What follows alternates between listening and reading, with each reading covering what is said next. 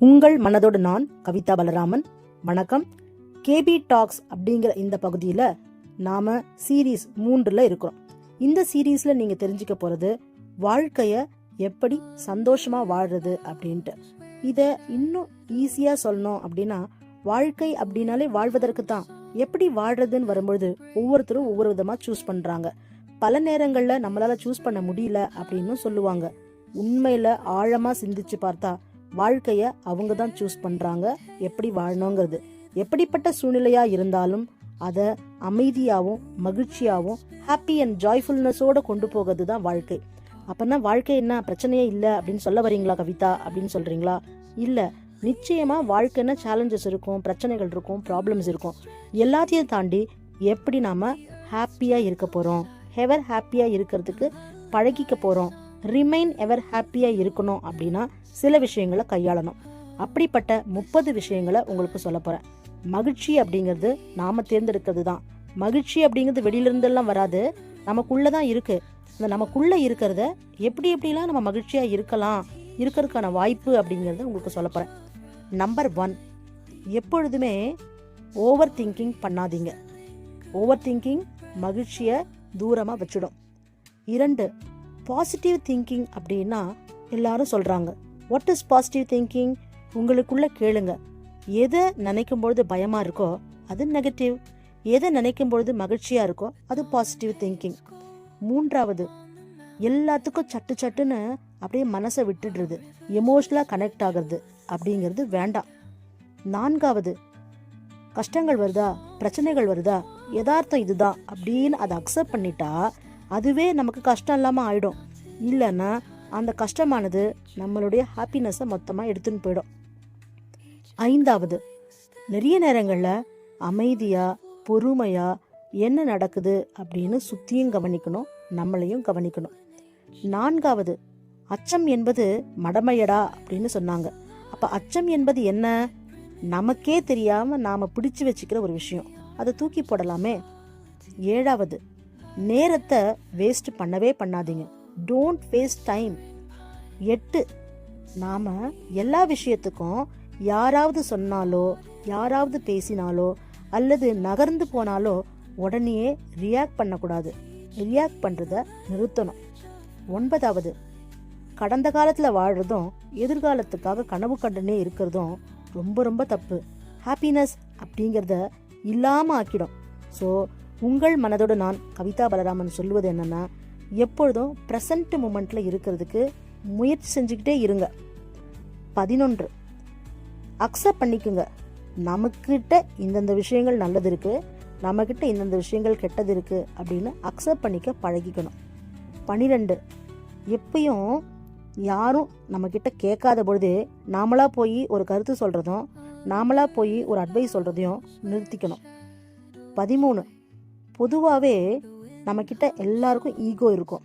ஆனால் அந்த ஈகோ அப்படிங்கிறது இன்னொருத்தங்களை பாதிக்காத மாதிரி இருந்ததுன்னா நல்லது. இன்னொருத்தங்களை பாதிக்கும்னா அது ஒன்றும் இல்லை, நம்மளுடைய ஹாப்பினஸும் சேர்த்து தான் பாதிச்சிடும். 14, பொதுவாக தேவையில்லாமல் எந்த ஒரு விஷயத்துக்கும் மண்டைய ஆட்டக்கூடாது. அதுக்கு பதிலாக நோ சொல்ல பழகிக்கணும். 15, இந்த உலகத்தில் எதுவுமே ஃப்ரீ கிடையாது. ஃப்ரீயாக ஒன்று கிடைக்குதுன்னா அது நம்ம கிட்டேருந்து எதையோ எடுத்துக்க போகுது அப்படின்னு அர்த்தம். 16, நாம் என்ன வேலை செய்கிறோமோ அதை ரொம்ப சந்தோஷமாக செய்யணும். அப்போனா நமக்கு அது மூலமாக நிச்சயமாக நல்ல விஷயங்கள் தான் கிடைக்கும்.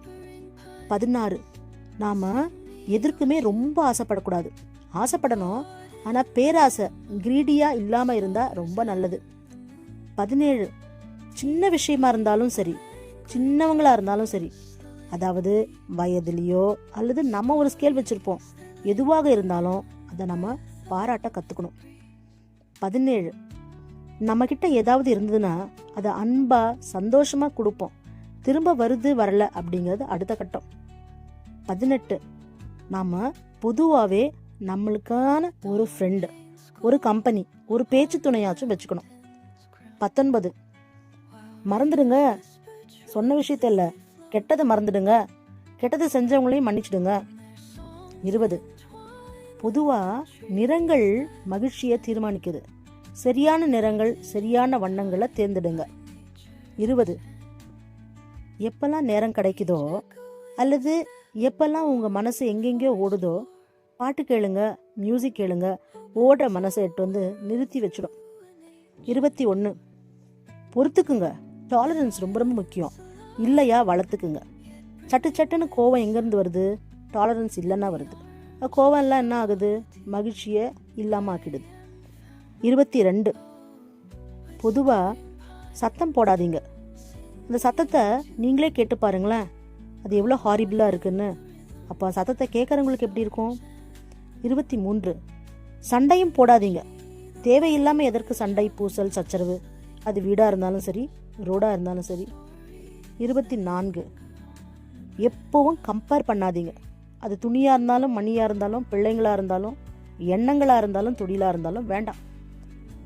25.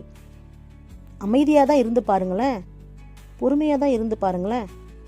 என்ன நடக்குதுன்னு பரபரப்பாக இருந்ததுக்கும் பொறுமையாக இருந்ததுக்கும் வித்தியாசம் தெரியும் தானே. 26. யாராக இருந்தாலும் அவர்கள் தனிமையாக இருக்காங்கன்னு நம்ம உணர்ந்தா அவர்களோட தனிமைக்கு நம்மளால் சின்ன உதவி, வெறும் கூடவே இருக்க முடியும் அப்படின்னா செய்து பார்க்கலாமே. ஏன்னா தனிமை என்பது மிக மோசமானது. அப்போது தனிமையாக இருக்கிறவங்களுக்கு நாம் ஒரு கம்பெனி கொடுக்குறோன்னா அது ஹாப்பினஸ் தானே. 28. பொதுவாக எப்பயுமே செல்ஃபிஷ்னஸாக இருக்கணும், செல்ஃப்லெஸ்ஸாக இருக்கக்கூடாது. குழப்பறனா? அதாவது செல்ஃப் கேர், செல்ஃப் க்ரோத் எல்லாம் வேணும். அதில் செல்ஃபிஷாக அப்படின்றது தேவையான அளவு இருக்கணும், செல்ஃபிஷ்னஸ்ஸாக தேவையான இடங்களில் இருக்கணும். திரும்ப கேட்டு பார்த்தீங்கன்னா நல்லாவே புரியும். 28. என்ன சொல்கிறேன்? சும்மா இருக்கிறதுக்கு பதிலாக எதையாவது ஒன்று செய்வோம் அப்படின்னு நினச்சாலே நிம்மதியாக இருப்போம், மகிழ்ச்சியாக இருப்போம். சும்மாவே இருக்கும்னு நினச்சாதான் பிரச்சனை. 28.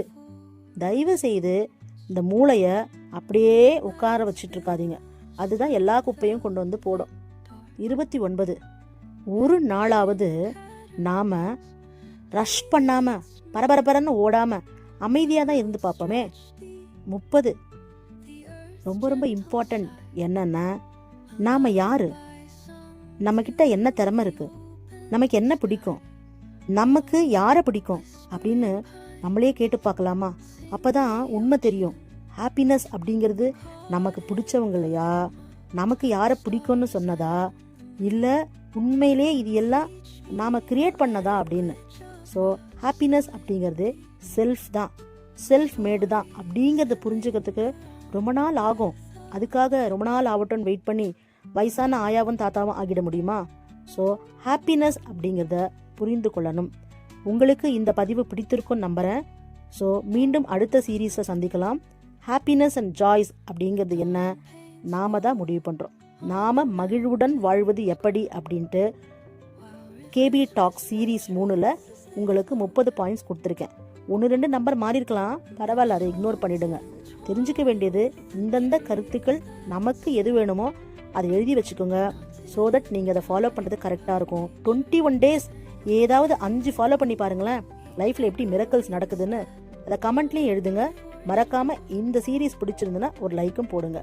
சைனிங் ஆஃப், உங்கள் கவிதா பலராமன். நன்றிகள்.